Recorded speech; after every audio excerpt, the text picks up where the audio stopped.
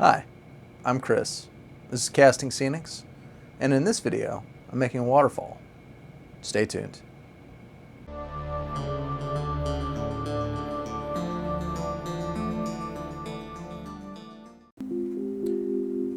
Okay, here I am squaring up a piece of 2.5-inch foam. I'm making a tile. It's going to be 15 by 22 inches.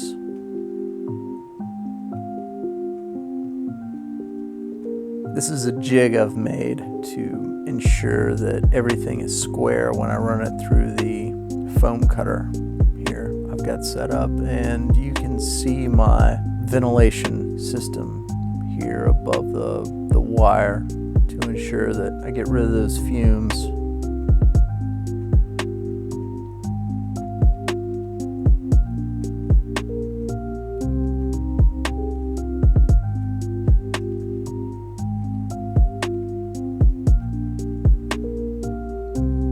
This jig really does come in pretty handy.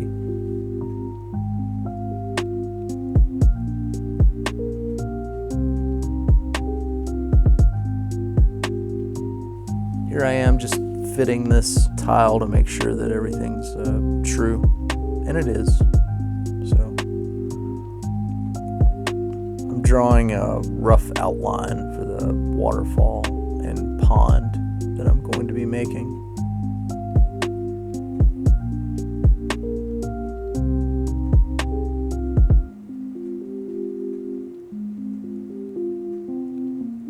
There's Blink, she tries to help with the terrain. It generally doesn't work out for me, but she tries. Now, this tile is going to have some added height to it for my waterfall feature. That's what you can see me fitting and laying out here.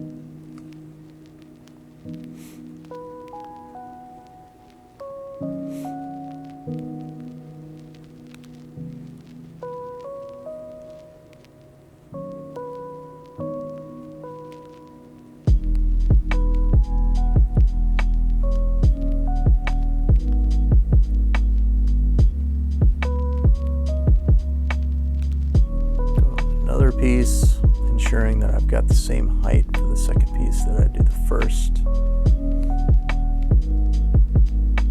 Just make things a little easier when the time comes to finish it out. The jig really does come in handy. I'd suggest making one if you plan on making a lot of tiles or making a lot of things that you need to be truly square. Okay, here's my tile. There are my two pieces. And I'm just using liquid nail foam adhesive here and a little hot glue for added stability. The hot glue is an initial adhesive, where the liquid nail is a long-term fix. Making sure everything's square. Got a 90 here. Everything looks pretty good. I'm going to backfill this with a bit of scrap foam. This doesn't really need to be square or true. I just wanted that back corner to be. So this is all freeform, organic rock face.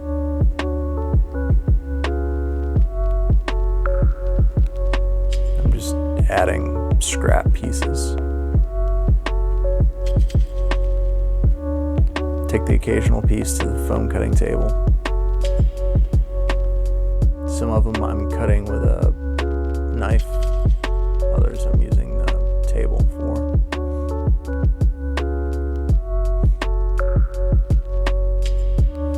Here I mark this out and then just rip rip it off like an animal.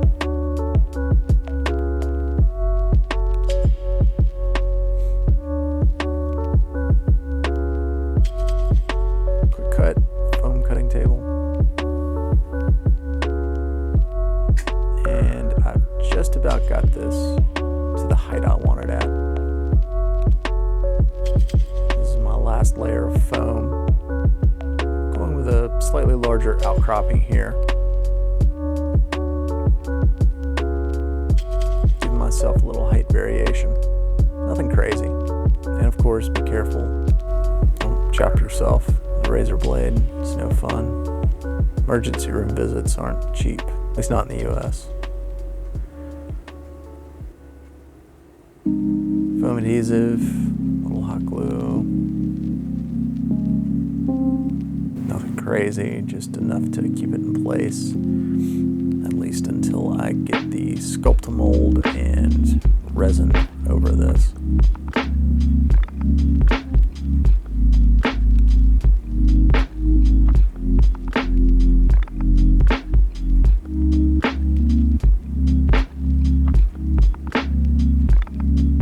I'm just coming in here doing some initial cuts with the razor blade or razor knife. The blade is actually doing the work, so I guess, yeah, razor blade. I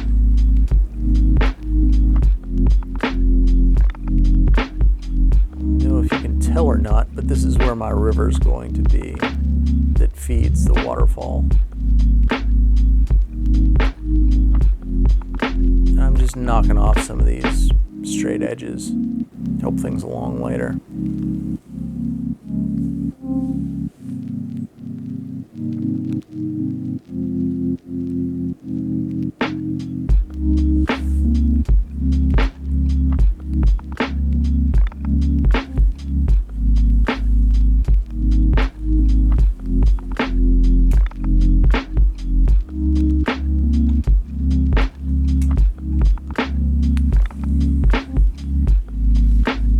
Does come in pretty handy, as I'm sure all of you already know. The razor blade, that is. Here's Carl. He's helping me, making sure that I've got some playable surfaces here.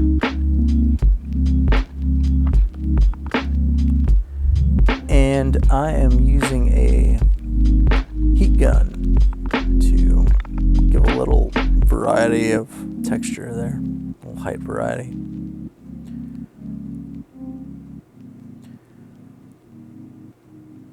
Okay, here I am mixing up resin, and I'm using an old mountain mold that I made years and years ago to give me some of the surface texture for my waterfall. Going with about 6 ounces of part A and B. This stuff's pretty finicky, you kind of need to get it right. Mixing here. And I'm adding a little bit of brown pigment.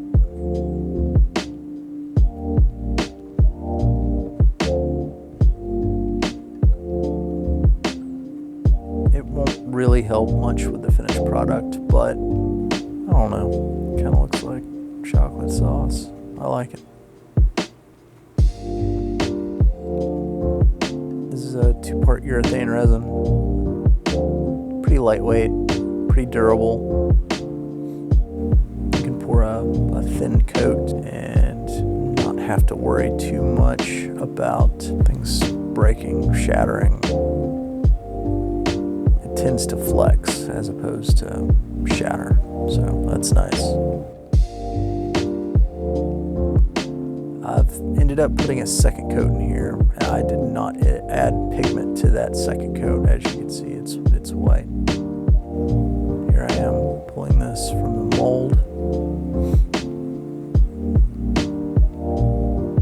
And it's dry. I'm just cutting that up into smaller chunks. I'm gonna cut and rip it into shapes that I can use to make various rock faces on this waterfall. Not what this mold was intended for, mind you. The mountain mold is a mountain.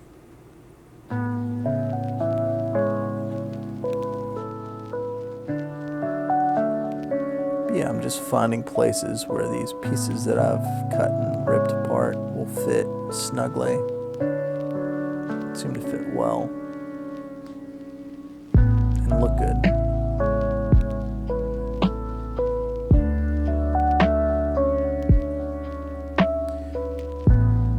Initially, after this is cast, you can take a pair of shears, heavy duty shears, and cut it. After, I don't know, 30 minutes or so, it's not going to be nearly as easy to cut or mold into shape. I'm trying to work quickly here. Get this stuff where I want it while I've got time. Well, it's still fairly malleable.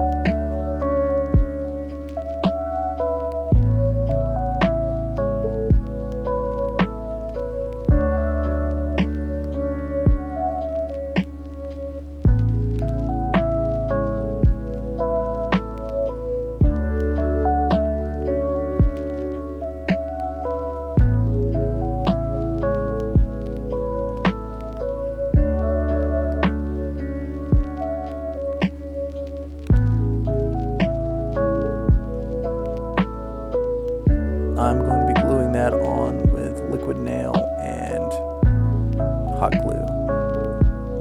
This is not the foam adhesive liquid nails, although that would work just fine. Just happened to run out of that.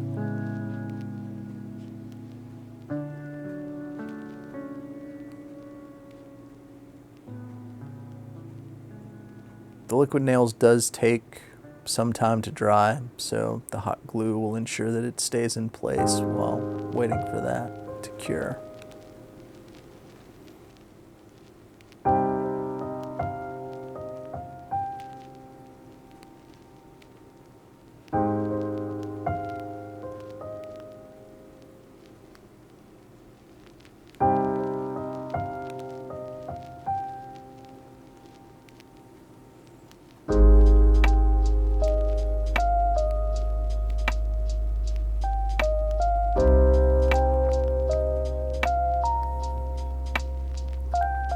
It doesn't take very long for the hot glue to set. I've got my heat turned up on the hot glue gun, but still, even at the max temperature, it takes no more than 30 seconds for the glue to be set up.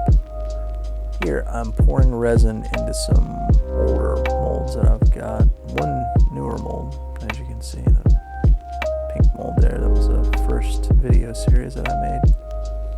These other two greenish blue molds, those I've had for years, and I've made quite a few copies of.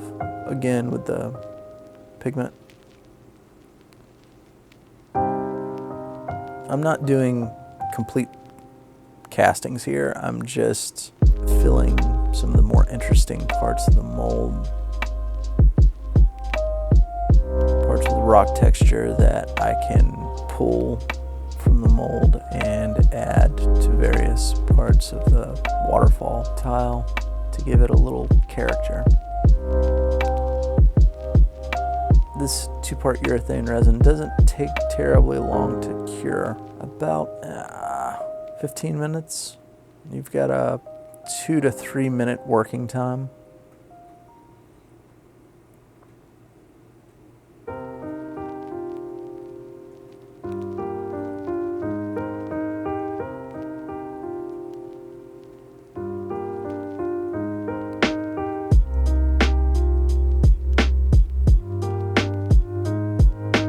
Got some neat looking little pieces here. Gonna come in handy, give a few points of interest to the waterfall.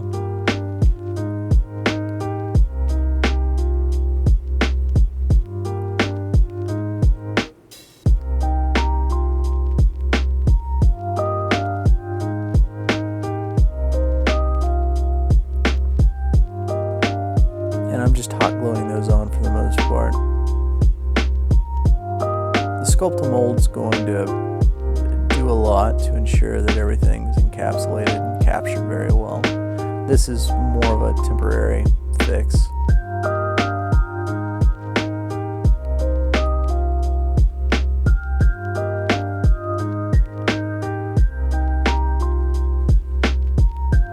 Adding some pieces to the riverbed here, the edge of the waterfall. And it's sculpt mold time. Adding a little bit of black acrylic paint for no other purpose than so that I'm not dealing with a stark white surface. Hopefully on camera that'll transfer over, and you'll be able to make out a little more detail than you would if it were just solid white.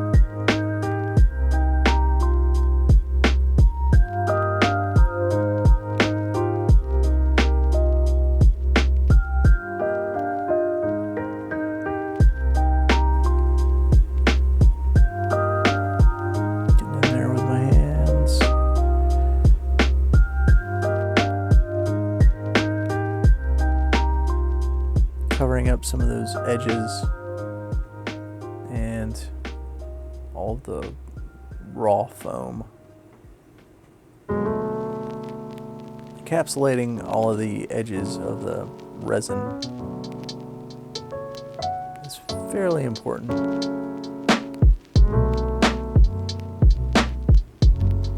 It's pretty rare that a raw resin edge looks naturalistic, so this is a step to not be skipped. And I'm just going with a thin layer, nothing too crazy. This stuff takes a few days to dry, so I'm not in the habit of adding it in thick layers unless I absolutely have to. And this is not one of those situations, so I'm not gonna. It adheres pretty well to the urethane. It also adheres pretty well to the foam, so that's a plus.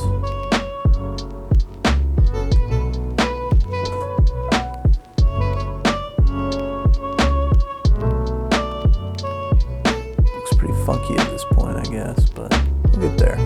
Again, just covering up all those raw edges of resin.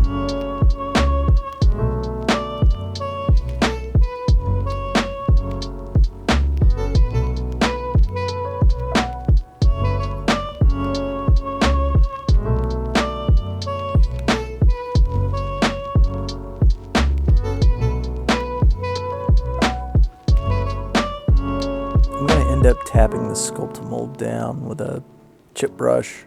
It gives a nice texture, something of a cross between rock and mud or dirt, which is, hey, that's exactly what I'm going for, so it works out here. Now you can see in the back there a bit of raw foam. I'm not too worried about that right now. I'm going to come back in here and put a few more pieces of urethane resin after this sets up.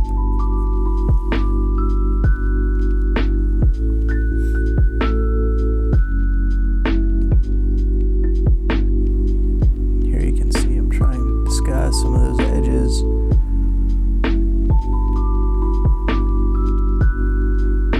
Finding little nooks and crannies there.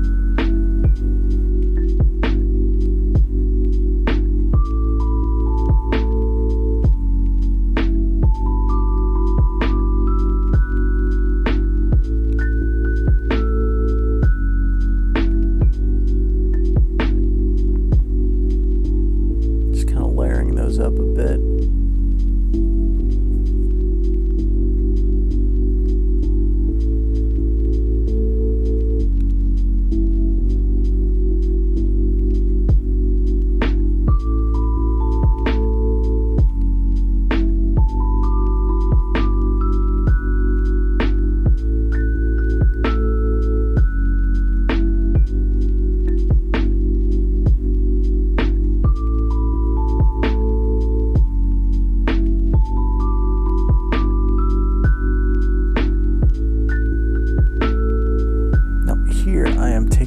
Gravel, various sizes of oil dry actually.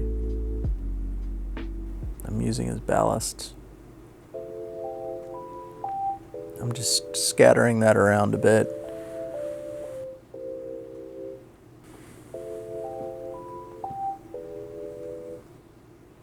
And I am using some polyacrylic by Minwax to set that in place. I love this stuff.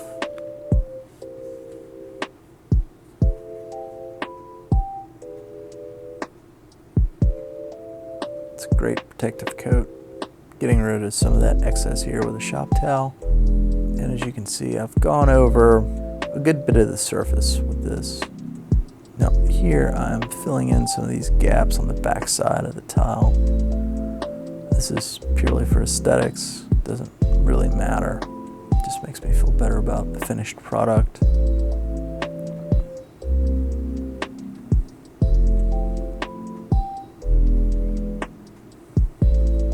Trying to fill these gaps with some paintable caulking.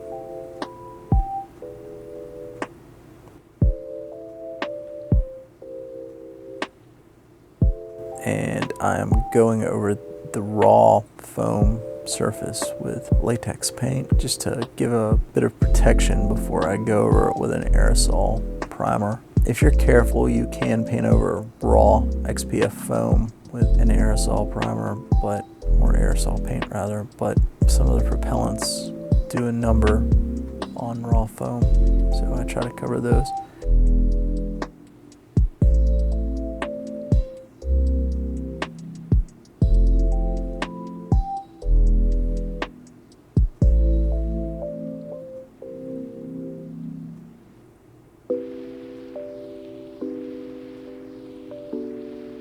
Here you can see I've primed in a gray and ruddy brown. I did that outside with the spray paint cans. I didn't film it, but yeah, just normal spray paint, nothing crazy. Here I'm gonna put a base coat on this surface with some acrylic craft paint. I'm mixing up grays and browns. Nice earth tone colors.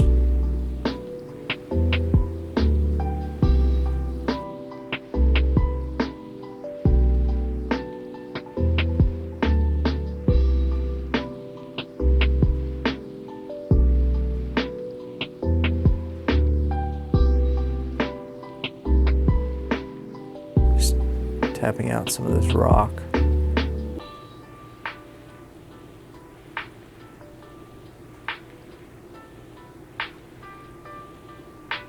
I could paint this with the airbrush, but as I've stated in previous videos, it's kind of not my thing.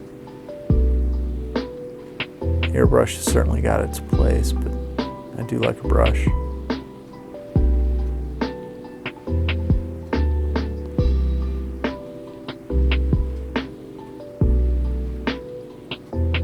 Primer coat looks pretty good, but I'm going to go over everything with a layer of craft paint. Get a nice base layer down before I dry brush. Both of these primers I got from Ace Hardware.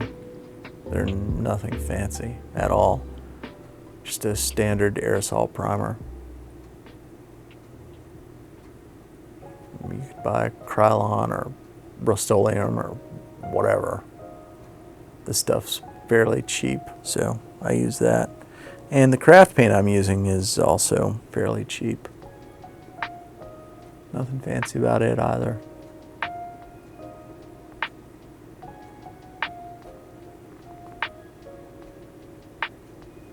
Just making sure I cover the entire surface. I'm not trying to go with a thick layer. As you can see, I've watered everything down to some extent.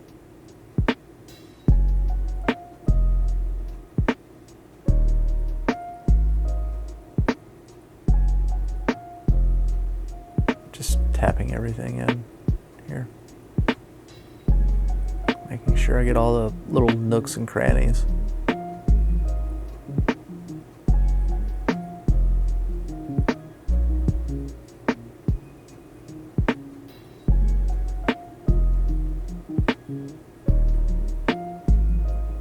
This is a pretty ugly base coat. I'm not being super careful.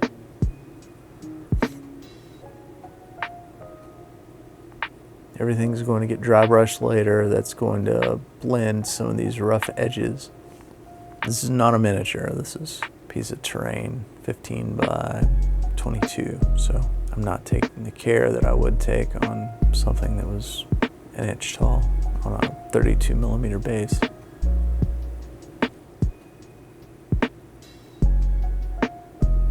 Get away with quite a bit on terrain that you can't get away with on miniature painting. Honestly, that's probably why I like terrain more. It's just less stressful.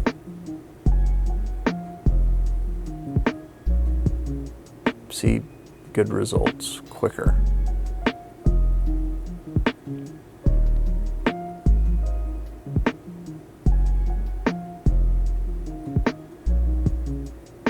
I've just about got this entire surface base coated here.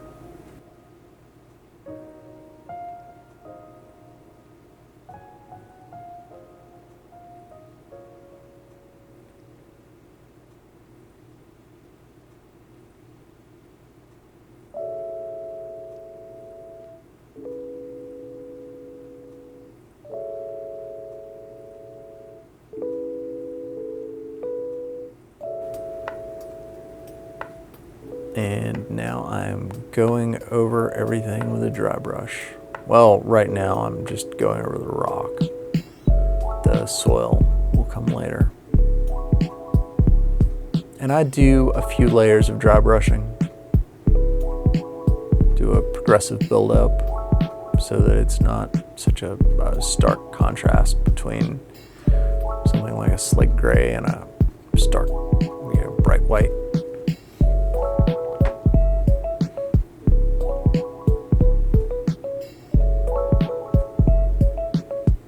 Just using a cheap throwaway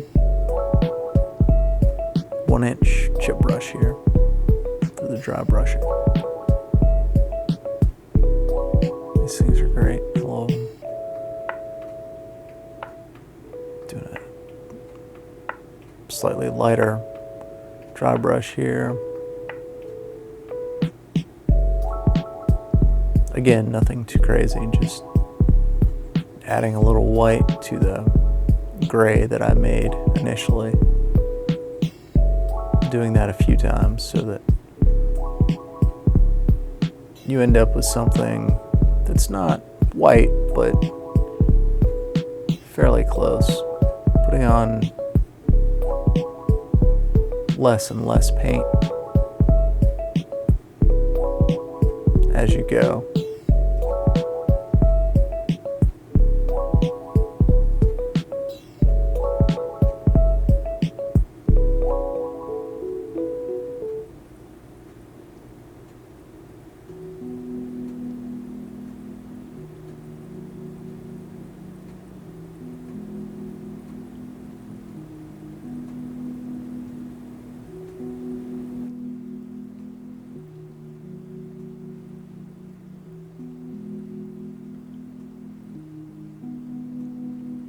I've moved on to the soil, dry brushing it. I didn't go as nuts with that. Most of the soil is going to be covered with flocking or water effects, so yeah, I didn't go crazy on the dry brush. I did want to add some. I knew that some of the soil was going to show through, so adds a little bit of depth and variety. Now I am filling my airbrush with wash, going over the entire surface. This wash is something that I made. It's not something that I bought from GW for $50 or $60 or whatever.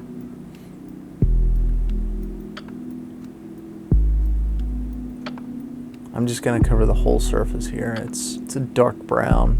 I use black ink and sepia ink, water, some matte medium, and flow aid to help with this. I'd give an exact recipe, but honestly, I don't have one. I just kind of threw some stuff together and hoped for the best.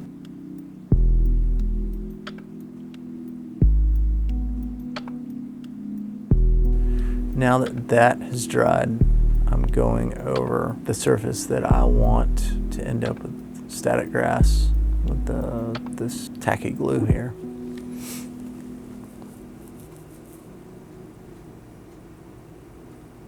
This stuff takes a while to dry, so I'm not too worried about tapping it in with a brush.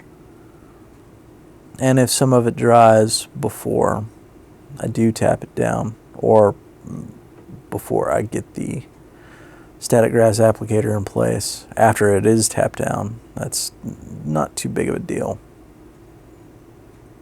Adds some gradation and the flocking, which is nice, to be honest. Makes everything appear a bit more natural. I'm just taking a 1-inch chip brush again to knock down some of this glue. Notice I'm not covering the entire surface with that.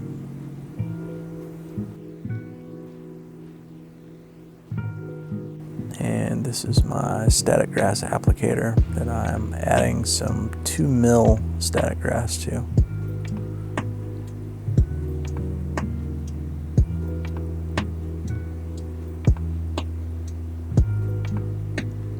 And it is live and ready to shock me, but I'm not going to let it. I do not believe I got electrocuted once during the filming of this video. Woo! Okay, going over the surface.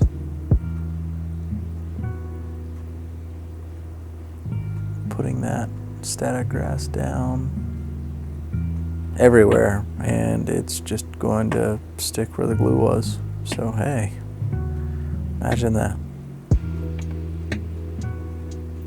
Now that's dried, and I've knocked off the excess. I'm taking some grass tufts that I've made.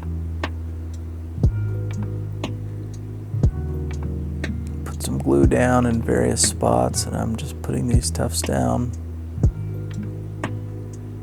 where I put down the glue. Adds a little bit of realism, I guess. Certainly doesn't hurt anything. And I am taking a bit more tacky glue and some colored sponge. I don't know what plant this sponge is supposed to represent. Some sort of wild shrubbery, I guess. But yeah, adds a bit of color, a bit of variation. I like it, so that's what matters. If you don't like it, and you plan on making one of these tiles, don't add it.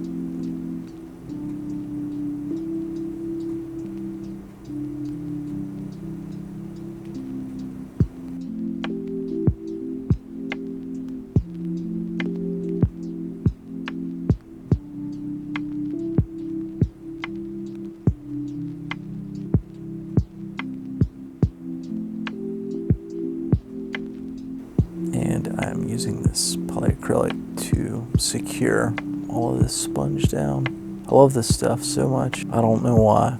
I just do.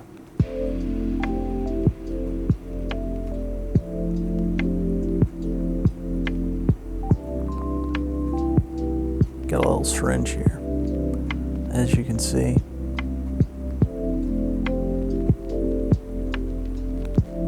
Just filling those little pieces of sponge with that, letting it dry.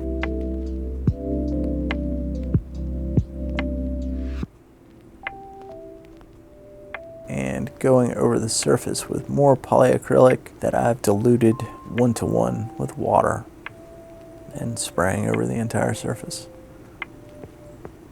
This stuff is made to protect hardwood floors, so it will protect your terrain. Okay, water effects time. Putting on gloves.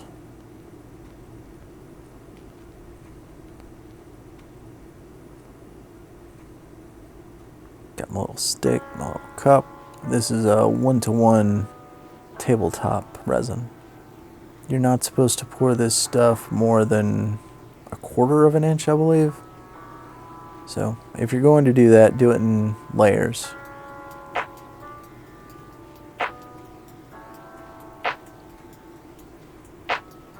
Otherwise, it tends to get hot and can do some funky things as far as distorting the surface.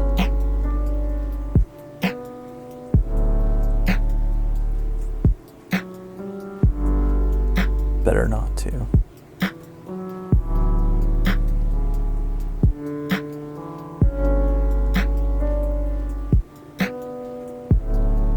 Pouring this into a larger mixing cup, and you can see my water-based inks there, blue and green.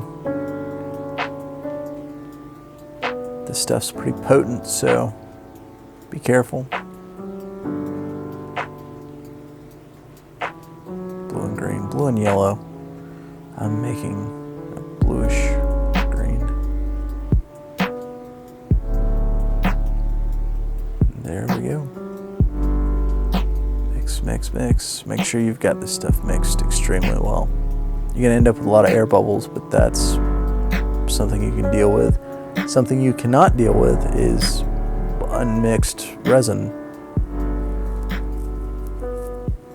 You will be very sad,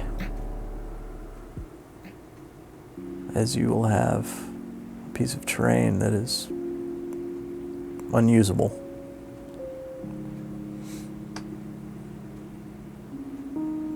I'm pouring more up here than I know it can take, just so it will flow down so I can see where my waterfalls need to be.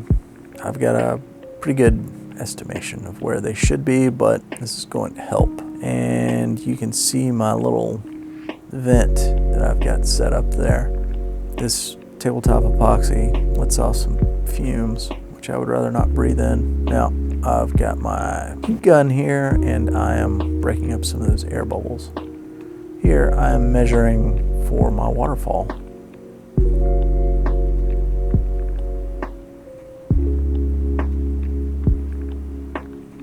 And I'm making that water with hot glue on some parchment paper that I've got laid out. I'm going to be making 2 waterfalls, or 1 waterfall with 2 streams. I don't know how that works out.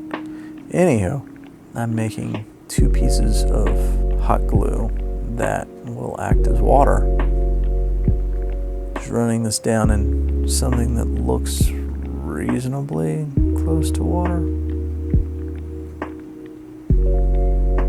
Keeping my lines fairly straight. Going for an organic look here, but not something crazy.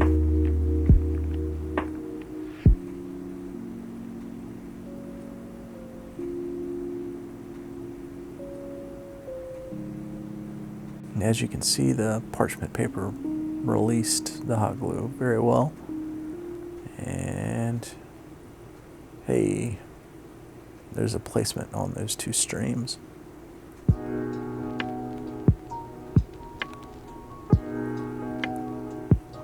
Take a pair of scissors, cut off the excess that I don't need.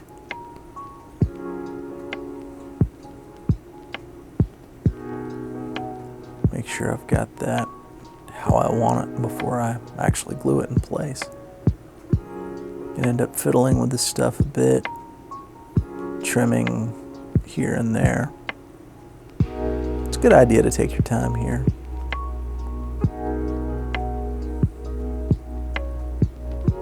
I'm running a bead of hot glue towards the top. Kind of hold that in place.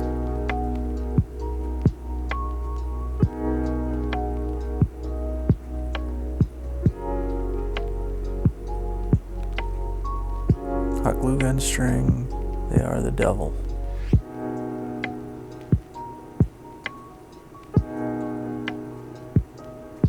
Putting my second stream or second waterfall into place here. Couple of last minute modifications before I tack this down.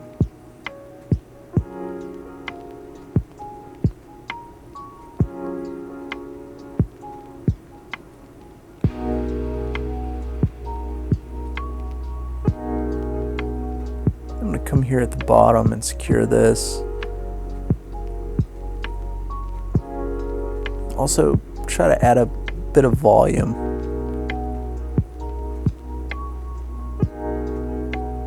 As we all know, waterfalls have a bit of foam at the bottom of the waterfall, I guess. I'm gonna try to build that up some with hot glue.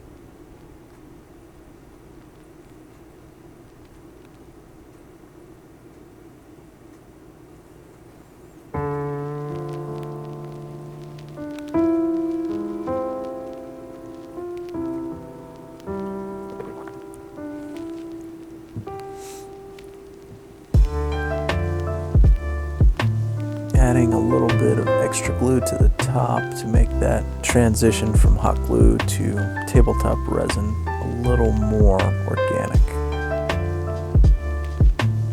a little more natural.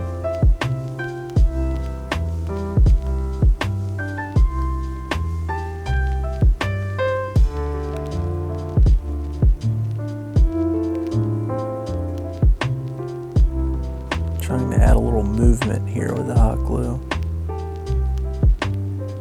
Make this look a little more like flowing water as opposed to stable resin.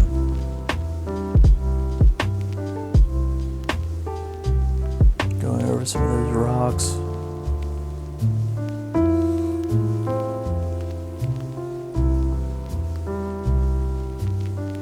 Adding in a little here, a little there. You know the drill.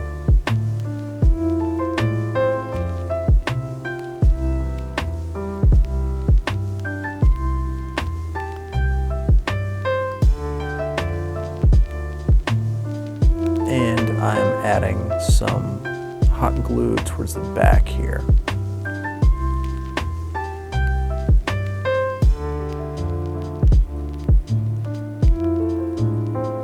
The supply, or the river supply. I don't know what you would call this. The river that is unseen because it is not a part of my table. Not yet, at least. Although, at this height, I doubt it ever will be. I do plan on making river tiles, river terrain.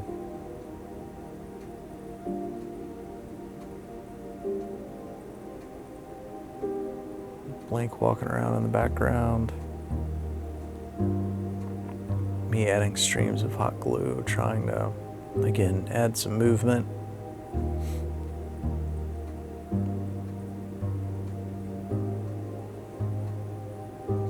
Now that that's dried, I am taking some acrylic paintable caulking that is white but ends up clear. I'm adding some ink to that.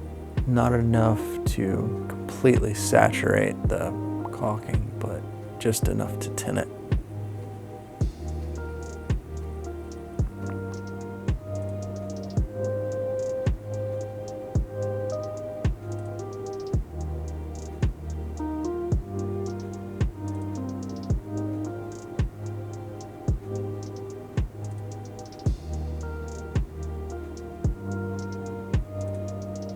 Mixing that up a bit with a stir stick here.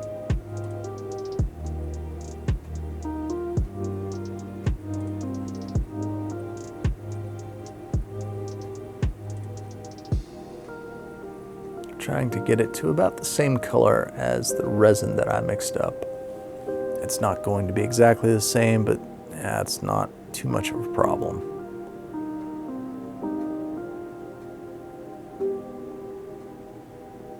Just going over the entire surface of the water with this stuff. It's going to help blend the waterfall into the river and the pond below nicely.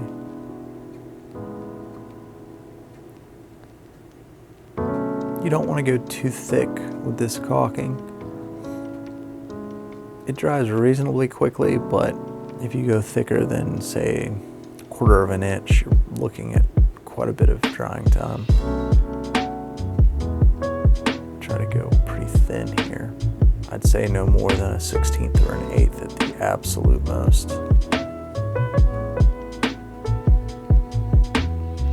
Just getting a nice even coat over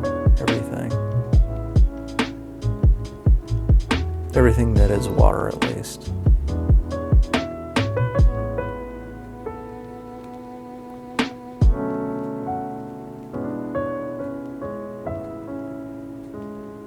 Didn't the waterfall pretty good?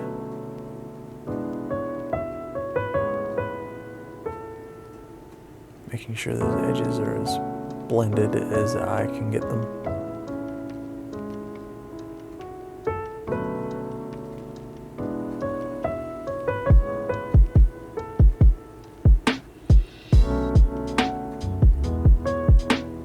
And that's dry. Doesn't look too shabby. Not great, but not terrible. Not finished yet though, so there's that.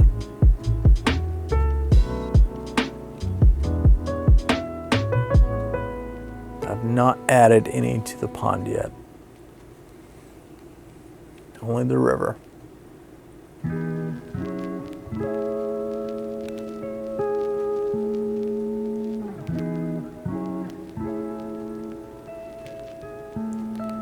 Now I've added some white paint and white ink to this to try to create white water. I've gone very light on the paint here. This is primarily ink. Going over the entire surface of the river and the waterfall with this stuff to create the illusion of movement. Now keep in mind this will dry fairly clear. It's just going to have a whitish tint to it.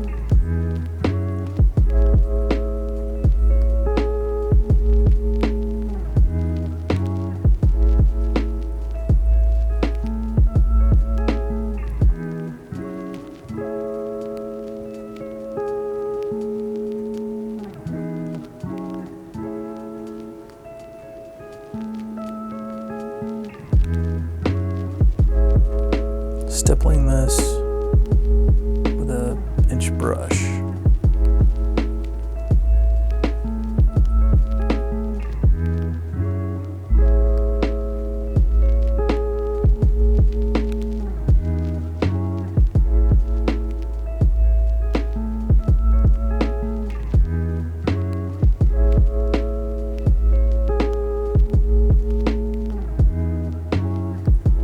Okay, that's dry. On to the next step, which is creating a texture pattern for the pond at the bottom.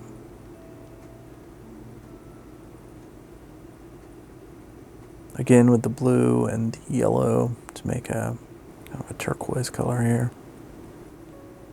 Just going to stipple this in, create the illusion of waves, ripples, what have you.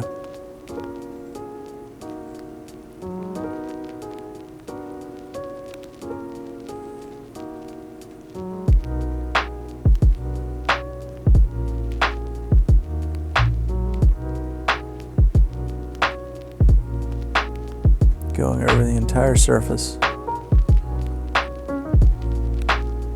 Helps to turn your brush a little every now and then so that you don't end up with the same stipple pattern over the entire surface, if that makes any sense.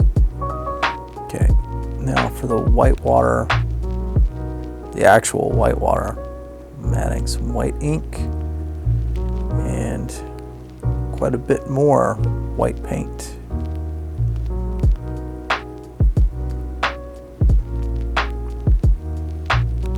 This won't end up completely opaque, but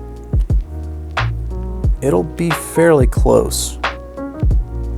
Now I'm going over this with an acid brush. It's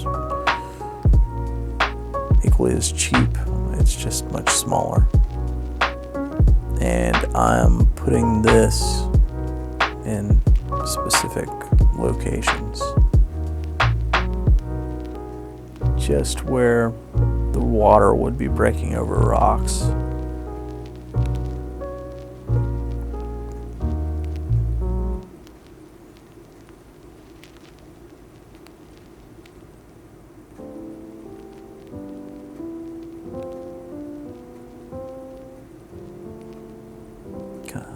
streaming that out a little bit.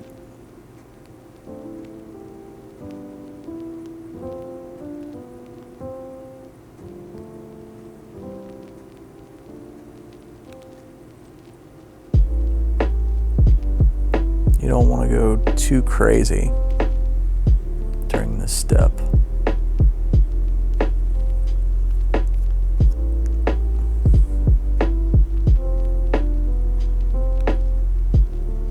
Less is more, but you still want a bit of this white water. Some of the foam here where it's hitting the rock at the bottom of the waterfall.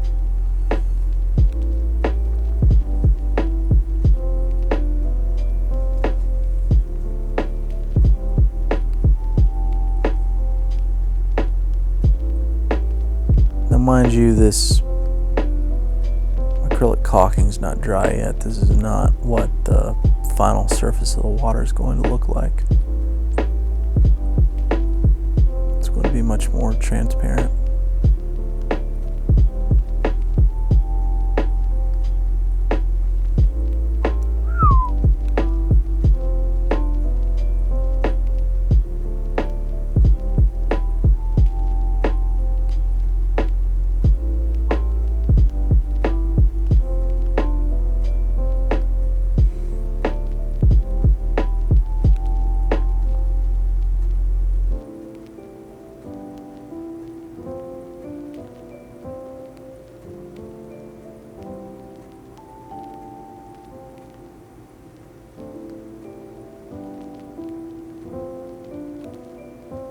This opaque white is more of a accent as opposed to a all over coating.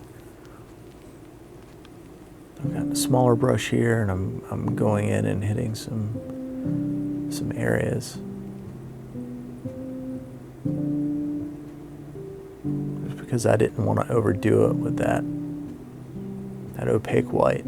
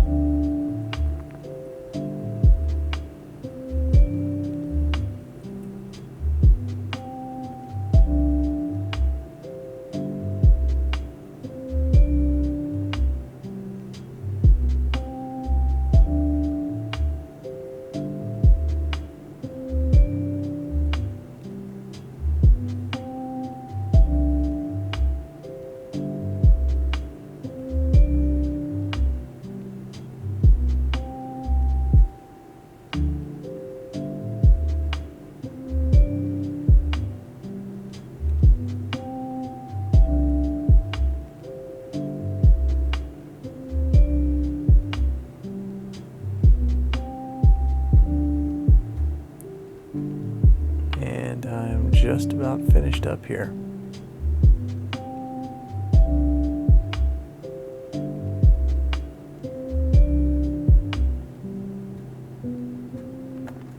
Pretty much it.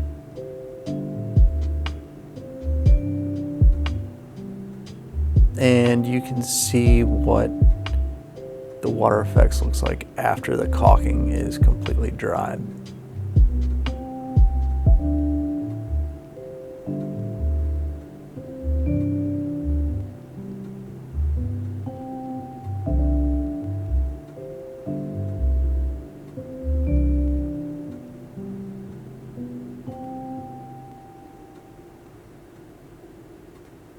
So yeah, that's it.